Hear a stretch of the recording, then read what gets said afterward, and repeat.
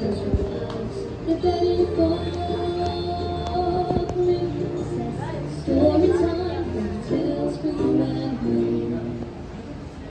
week's storyteller is from the Little Mermaid, Ariel.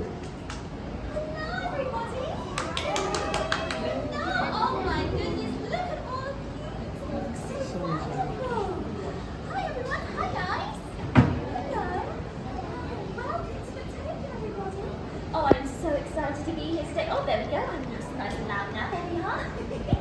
Hello, my little princesses. Oh my goodness. And I see that little mermaid there, little mermaid there. Oh my goodness, you all look wonderful. How is everybody? Is everybody good? Yeah. Are you guys excited to hear my story today? Yeah. Wonderful, wonderful. Oh, listen, I am so excited to be here today. And I know you're probably wondering, I'm a mermaid today, but I'm outside of water, aren't I? How is that possible? Well, I told my daddy King Triton that I wanted to come and visit you today, but I wanted you to see my mermaid form. I wanted you to see my mermaid tail, as the story is The Little Mermaid, of course. And he told me that he could give me a wave with his magical trident. And today only, I can be a mermaid on land. How excited is that? How wonderful! I'm so excited. So you guys can see my mermaid tail. Do you guys like it? Wonderful. Now, who here has heard my story before?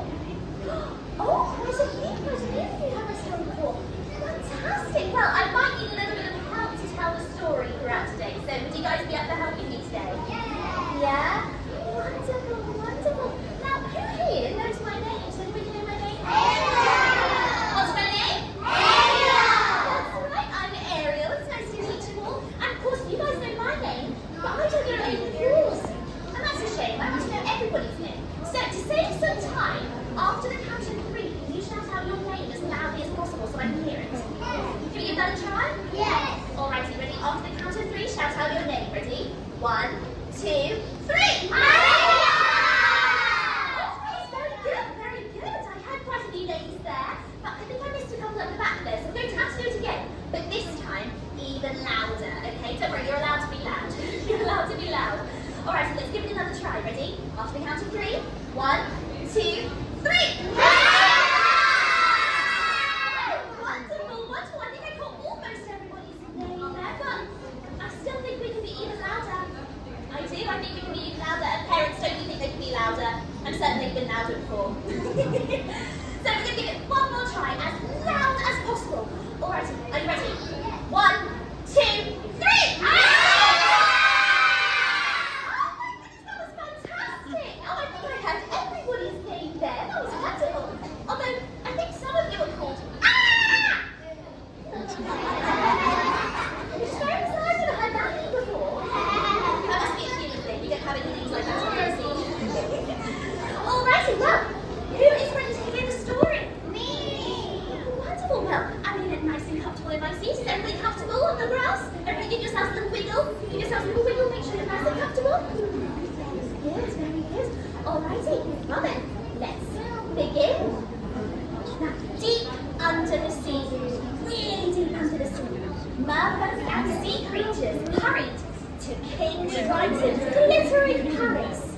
His youngest daughter was about to make her musical debut.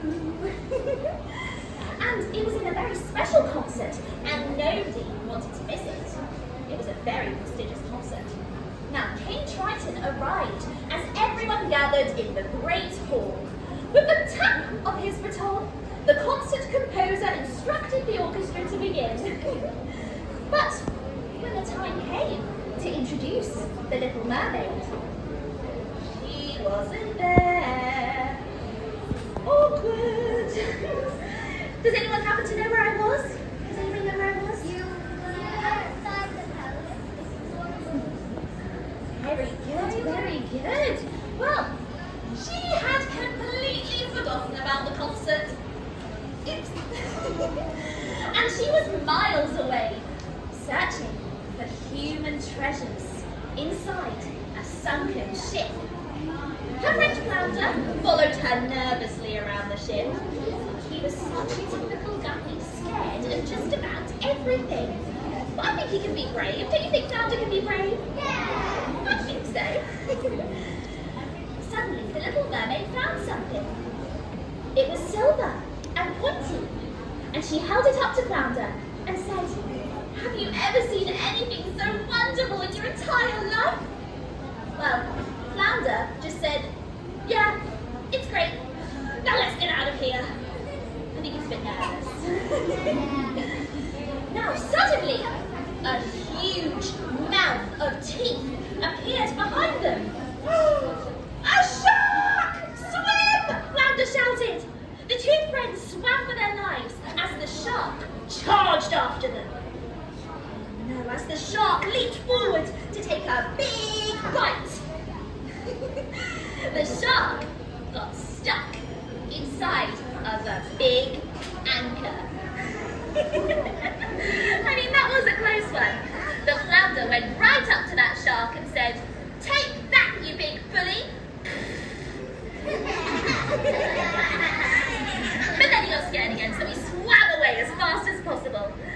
Now, Ariel and Flounder swam to the surface to find Scuttle, a seagull who claimed to know all about the human world.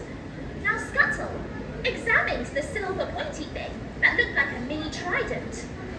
"This," he said, "is a dingle hopper." That's what he said. It's a dingle hopper. Humans use them to comb their hair. Is that not that? So what do you use the silver pointy thing for then? Oh, you eat it. You eat it. Oh, you use it to eat.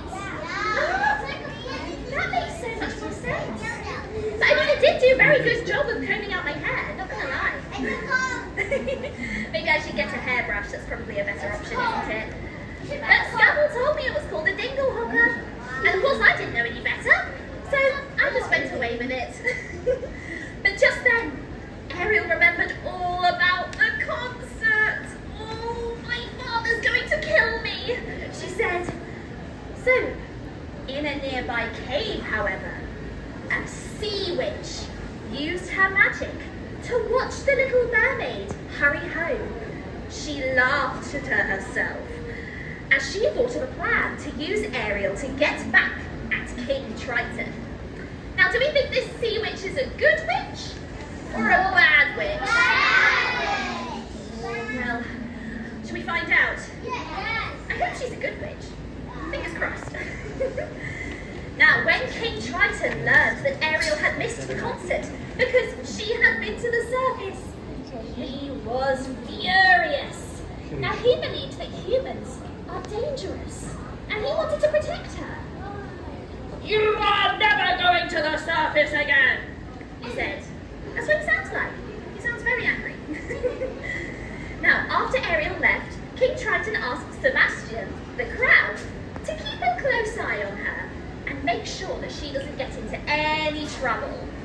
Now, do we think Sebastian's going to do a good job? No. Maybe not, but we will find out. Now, Sebastian followed Ariel to a secret grotto.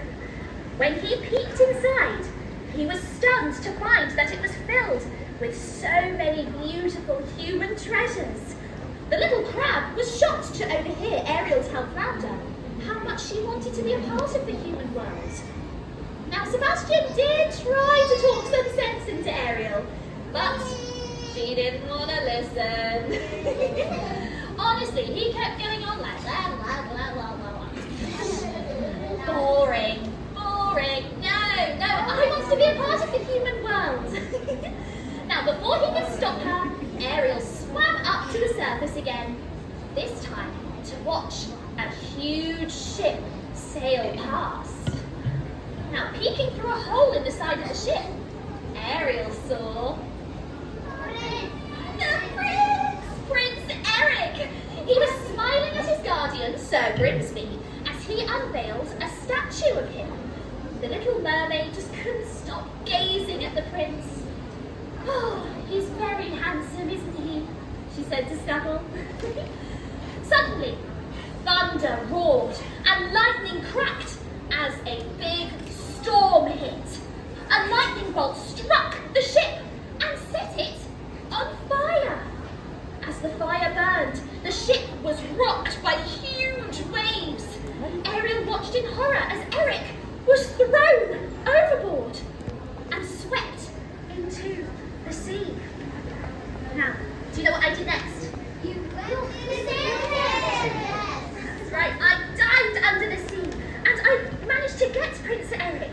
Beneath the waves, I grabbed onto the unconscious prince, struggling to keep hold of him as he was a little bit bigger than me. And I managed to pull him safely to the shore. Whew, that was a close one. Now, when Scuttle listened for a heartbeat, Ariel sang to him in a clear, beautiful voice. But when she heard people approaching, she dived quickly back into the sea. As Eric woke up, he only caught just a glimpse of her face. But he knew he would never ever be able to forget her beautiful voice. Now, of course, Ariel was in love, so in love. Oh, he was so handsome and brave, and she was so excited. And all she could do was think about Prince Eric. Her father noticed her strange behaviour and asked Sebastian to take him to Ariel. At the entrance of the grotto, King Triton watched as his love-struck daughter sang all about a human. Now furious, King Triton burst in. Just like that. He made a noise just like that. And you know what he said? Contact between the human world and the mer world is strictly forbidden. But Daddy, I love him, announced Ariel. If this is the only way to get through to you, then so be it, Triton shouted as he raised his magical trident. Flashes of light filled the room, and the statue of Eric and the rest of Ariel's human treasures were completely destroyed. They were gone. How annoying is that? How dare King Triton? But he thought he was doing what was best for Ariel. But, upset with her father, Ariel went to the Sea Witch's cave. She felt like she had no other option. Now, the Sea Witch offered to turn Ariel into a human, but only if the Sea Witch could take something from Ariel. What did she give up? Her voice, that's right. Now, the deal also meant that Eric had to kiss her before sunset on the 3rd day. If not, you'll turn back into a mermaid and you'll belong to me, she said. Again, that's what she sounds like. She's quite scary. Now, frightened but determined, Ariel signed the contract. Now sing, the witch commanded. Ariel's voice flowed from her, and the Sea Witch captured it inside of a big seashell. Suddenly, Ariel began to transform, and her tail disappeared. And what replaced her tail? What replaced her tail? Legs! That's right! Now, everybody show me your legs. Can everyone show me your legs? Give those little legs a big wiggle! A big wiggle! Fantastic! Fantastic! Now, Flounder and Sebastian helped Ariel to the surface, where she looked up at her brand new legs, delighted.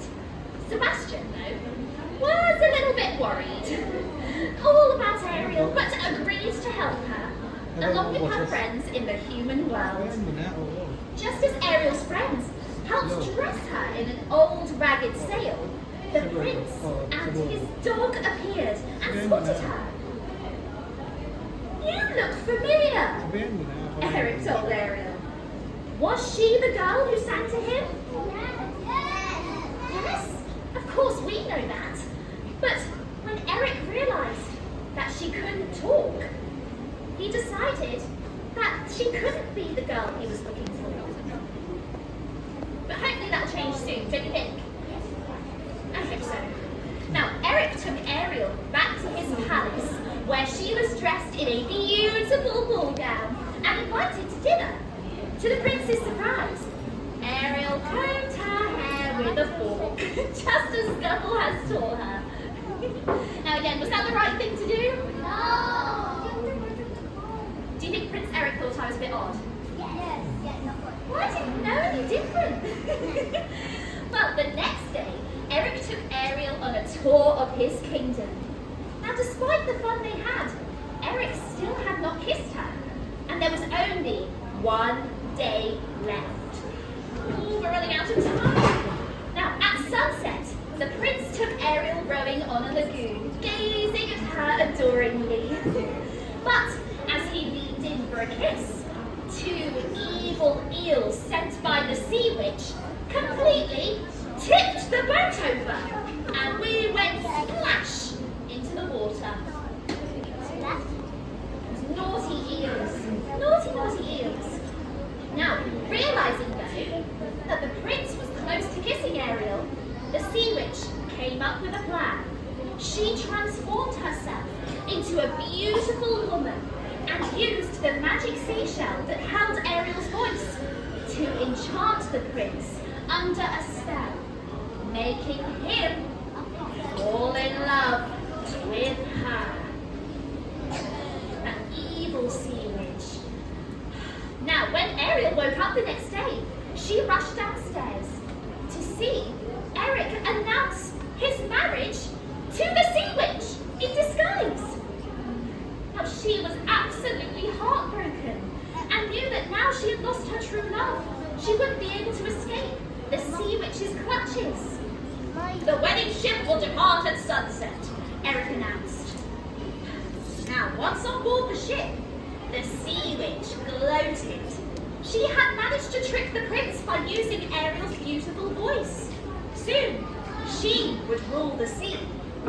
However, she didn't notice Scuttle, the seagull, watching her through the porthole as she openly talked and sang about her evil plan and showed her true reflection in the mirror. Now, he flew back to tell Ariel that the girl the prince was marrying was in fact the sea witch in disguise. They had to stop the wedding. Ariel and her friends hurried to the ship, but the sun was going down. They needed to move fast. The wedding had already started. As they arrived on the ship, Eric stood in a trance beneath the minister, whilst the sea witch smiled smugly, thinking that her plan was going to work. Ariel would be hers forever. But do you think that's the case? Well, just before she could say her wedding vows, all the animals that Ariel's friends had rounded up came to her rescue. Scuttle managed to yank the magic seashell off of the sea witch's neck, and smash!